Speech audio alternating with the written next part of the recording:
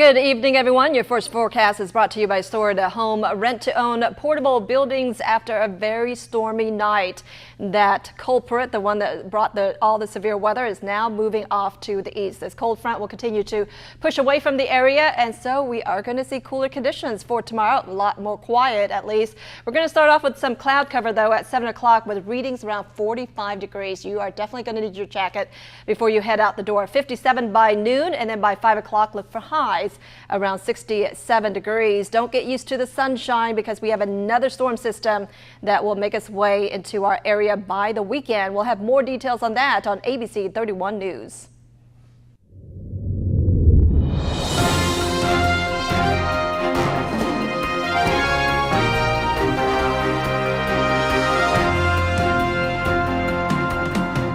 Welcome to ABC 31 News tonight. I'm Scott Beadle. Rapides Parish took a major hit last night, leaving residents to try and pick up the pieces. ABC 31 Char Thomas has more in tonight's big story. Winston-Law residents woke up this morning. They didn't expect trees to be uprooted from the ground. We could just hear thunder like you couldn't hear trees snapping or anything, so we didn't know it was this bad. And then a little bit of being in there for a little while, and then they came in and told us all to get down, like to lay down. That's when I started to just be like, okay, this is actually real. Last night, a tornado passed through Rapides Parish, affecting Kingsville and Esterfield in the Pineville, Alexandria area, including a tree on a roof. Some businesses reported minor to moderate damage. Reality set in for residents on Washboard Road in Ball. It's a tornado. It's a tornado because I just knew it was. Had to be because I've never heard anything like that before. And I got in the hall and electricity went completely out. Well, he wakes up from a sleep and all he hears is things rattling, shaking. And he finally gets in the hall, and about that time, total silence, quiet. I said, oh, well, it's finally over. Oh, no. Here it come again. Resident of Ball, Deborah McCarley, says her vehicles were damaged, but it could have been a lot worse. But it got all three vehicles, my Suburban, the Honda, and his car. But no one was hurt. No one. We're blessed. So far, no injuries have been reported in Rapides Parish. This is not over yet. We are now in a recovery phase. We don't need a lot of people going into these areas, looking and taking pictures and whatnot. We have crews that are out there trying to get the debris cleared out of the roadway, and the less traffic that's there, the quicker they can get this done. The Rapides Parish Sheriff's Office is asking that locals stay clear of any damaged areas until they recover. Char Thomas, ABC 31 News. Despite the weather last night, trick-or-treaters did have just enough time to visit a few places around the Alexandria area. The Rapides Parish Library held a Halloween event that allowed families to trick-or-treat indoors and take pictures. And the Alexandria Police Department had a number of visitors for their trunk-or-treat event that was held under a covered area, so trick-or-treaters could enjoy their treats and stay dry. Law enforcement and other emergency personnel in the Sinlaw area did quickly respond to calls yesterday evening as reports came in about possible tornado touchdowns. During today's mayoral briefing, the city's chief of police and fire chief spoke about their department's efforts. I had 12 officers, in addition to the regular officers that are already on the street within an hour and a half to 2 hours to provide services.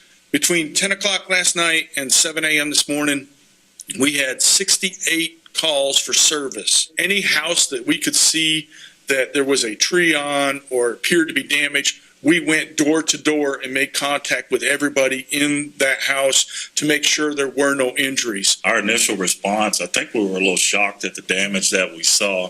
And so we did an initial assessment to make sure that were there any immediate life safety measures that we were concerned with, or actually our citizens needing any medical attention. Our guys worked together, all the departments worked very smoothly together.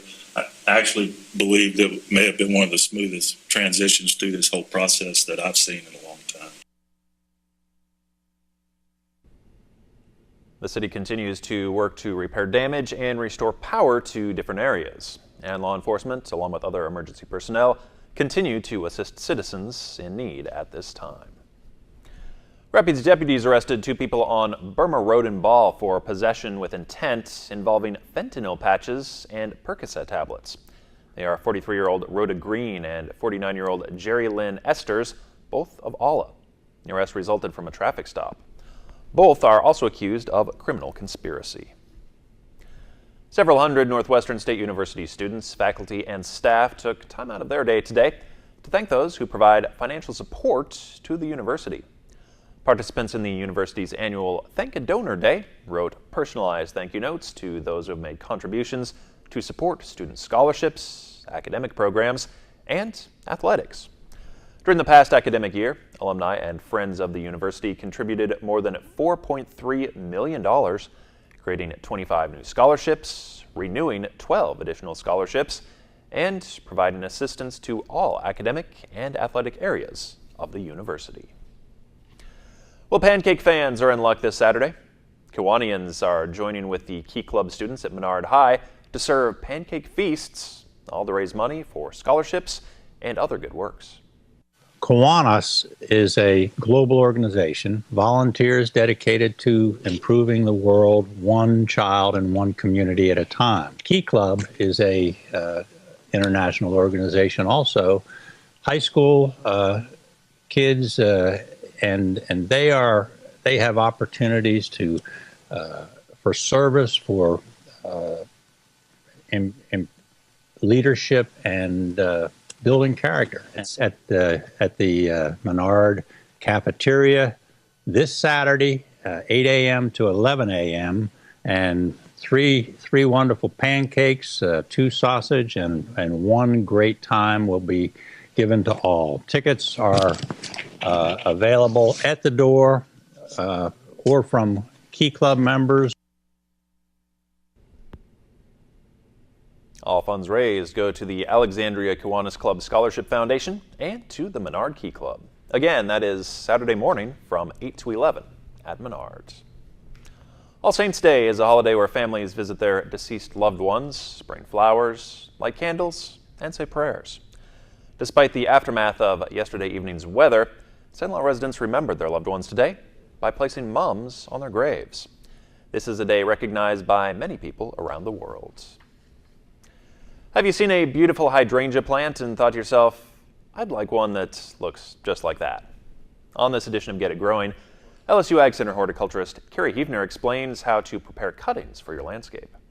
If you're interested in heirloom and pass-along plants like I am, old home sites and properties like this are perfect resources, but make sure you get permission from the landowner as always. Today we're going to take some cuttings from this wonderful old mophead hydrangea, and a few things you want to keep in mind. Number one, always collect green branches on these mopheads. They're the ones that are going to be most likely to form the roots. And we'll cut this one in 2, always at an angle, so that we get some foliage on both of these stems. Now these stems are about 3 or 4, maybe 5 inches long, and just a perfect size for taking cuttings. So we took our hydrangea cuttings and now we're ready to do what's called sticking the cuttings, and that is simply putting them in a medium so they'll grow roots. Notice that I transported the cuttings in a Ziploc bag. That's so they wouldn't lose moisture and be too dry to work with. And the first thing I want to do is remove the foliage until there are only 1 or 2 pairs of leaves left. And we'll take a little more material off of the stem, always cut at an angle. And then remove half of each of these existing leaves. Now we're ready to stick the stem of the cutting down into a hormone that will induce root initiation and root growth. It's just right down into the potting soil, and that's all there is to it. And after a few weeks of being indoors and in indirect sunlight, what you'll see on the cuttings is new growth forming, and new growth is a good indication of root formation, and that means your hydrangea cuttings are off and running. For Get It Growing, I'm Carrie Hefner with the LSU Ag Center. And for more information on other lawn and garden topics, just go to lsuagcenter.com.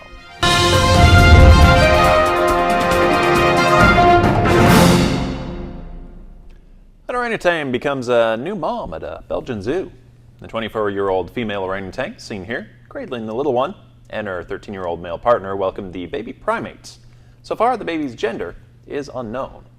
Caretakers usually leave the mom and the baby alone for a few days following the delivery to give them a chance to bond.